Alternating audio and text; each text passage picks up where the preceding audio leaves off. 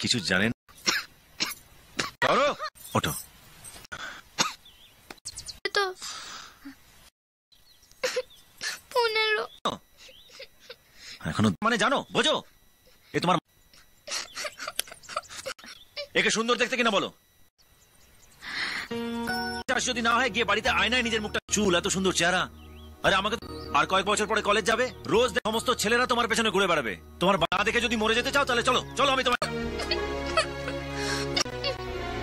সত্যি বলো না, আমার থেকে 1000 গুণ ভালো পাবে। আমার মতন হাসাতে পারবে? হ্যাঁ, এত ভালো হবে যে। তাহলে ঠিক আছে। Thank you.